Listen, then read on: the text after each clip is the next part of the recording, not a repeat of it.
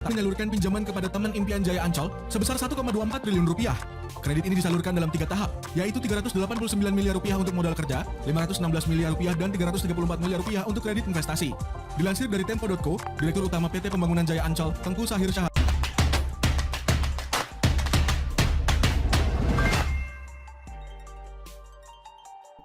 Kisah Tuyul Ancol tidak kalah dengan kisah jin penunggu Candi Hambalang, ditulis oleh Jaya Wijaya dari siwar.com. Indonesia memang kaya akan cerita-cerita rakyat atau urban story.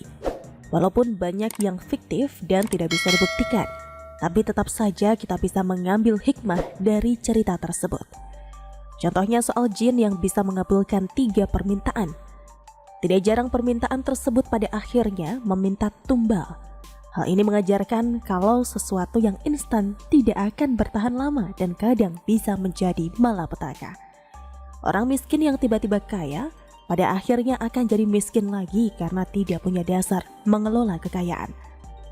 Ada juga yang berisi pesan moral, misal jangan berdiri di depan pintu, nanti susah dapat jodoh. Pesan seperti ini tujuan awalnya adalah agar tertib dan tidak suka menghalangi jalan orang lain.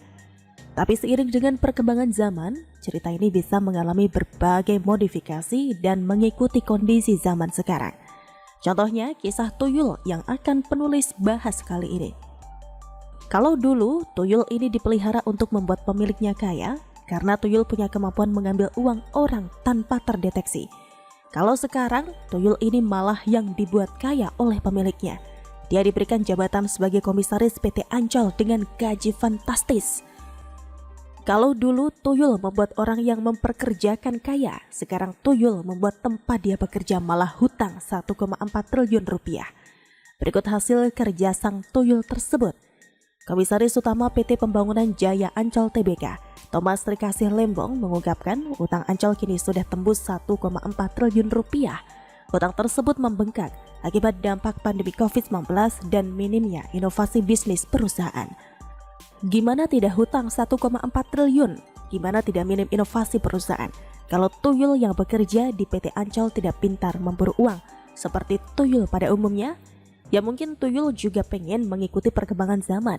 Bosan dong kalau terus-terusan mengumpulkan uang untuk sang tuan. Tuyul juga pengen eksis di media sosial dan punya banyak follower. Tuyul sekarang juga ingin sering masuk TV, muncul di acara-acara debat. Semua ini demi harga diri tuyul dan perkumpulan tuyul seluruh Indonesia. Masa jin penunggu Candi Hambalang saja yang terkenal? Tuyul juga boleh kalau eksis dong, Bray. Masalah Ancol jadi hutang 1,4 triliun rupiah itu tidak masalah buat sang tuyul. Karena sang tuyul sekarang jualan jasa bazar, biar sang tuan makin terkenal dan sekarang bisa nyapres. Kalau dulu uang raib oleh tuyul, sekarang tuyul jualan jasa agar borok-borok sang tuan yang raib dan minimal teralihkan oleh pengalihan isu si tuyul. Terbuktikan sekarang tuan sang tuyul sudah jadi baca pres dari Partai Genderuwo Brewok. Jadi itulah sekelumit cerita tuyul di dunia modern ini. Bukan cuma manusia yang eksis di media sosial. Kini tuyul pun tidak mau kalah saing. Begitulah kura-kura. Bagaimana menurut Anda? Pada 2009, SBY disebut menjadi pengusung agar partai-partai politik koalisi menyetujui kenaikan ambang batas 20% dari yang awalnya 4%. SBY ingin kembali menjadi presiden periode kedua. Tak hanya itu, ia mengatakan SBY ingin menghambat calon-calon lain melalui presidential threshold 20%. Menurutnya, SBY juga ikut andil untuk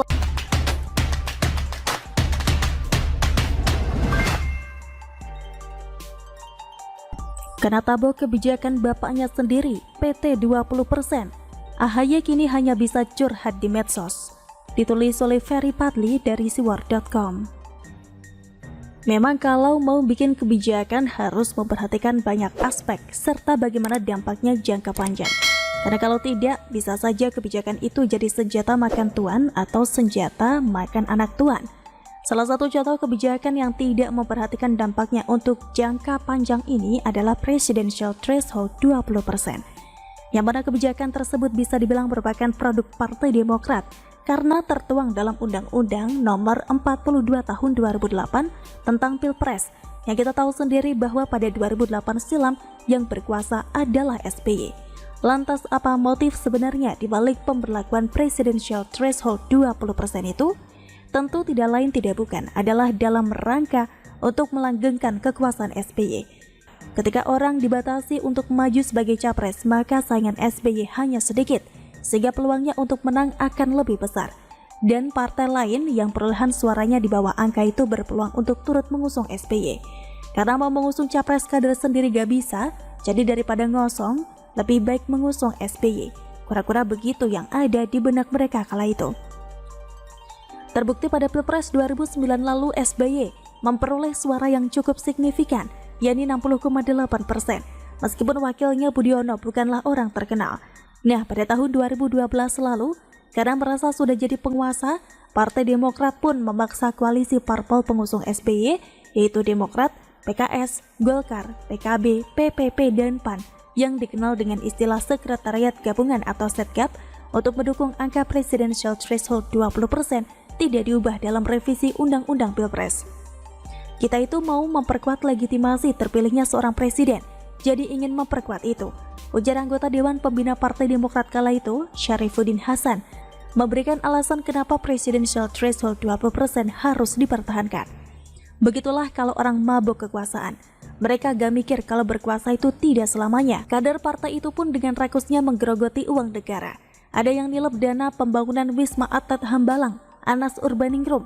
Ada yang korupsi dana operasional Menteri ESDM, Jarowacik, dan ada pula yang menerima suap dari pihak swasta, yakni Amin Santoso. Jadi memang betul ungkapan mantan Presiden Amerika Abraham Lincoln, jika Anda ingin menguji karakter seseorang, beri dia kekuasaan. Ternyata kader Partai Demokrat yang sebelumnya mengatakan katakan tidak pada korupsi, aslinya koruptor pasca berkuasa. Kader nilep duit rakyat secara berjamaah ini juga membuat citra partai itu hancur-hancuran di mata publik, hingga perolehan suaranya terus menurun dari pemilu ke pemilu. Terakhir pada pemilu 2019, Partai Demokrat hanya berada di urutan ke-7 perolehan suara partai terbanyak, kalah sama Nasdem dan PKS. Padahal pada pemilu 2009 lalu, partai ini menjadi partai pemenang loh. Cepat banget turunnya. Kayak pertumbuhan ekonomi di era pandemi Covid. Efeknya, SBY tidak bisa nyalon presiden lantaran perolehan suara partainya tidak memenuhi syarat ambang batas 20%. Hal inilah yang kemudian membuat Partai Demokrat kena tabok kebijakannya sendiri. Awalnya bikin peraturan ambang batas pencalonan presiden dibuat setinggi mungkin dalam rangka untuk melanggengkan kekuasaan SBY. Sekarang justru anak SBY yang sulit nyapres. Jangankan mau nyapres, nyalon wakil presiden pun susah karena gak ada yang mau usung. Terakhir, apa yang terjadi? Seperti tanpa bersalah, Partai Demokrat ingin Presidential Threshold diubah menjadi 0%. Sekjen Partai Demokrat Hinca Panjaitan mengatakan, Presiden Jokowi bisa menerbitkan Perpu dalam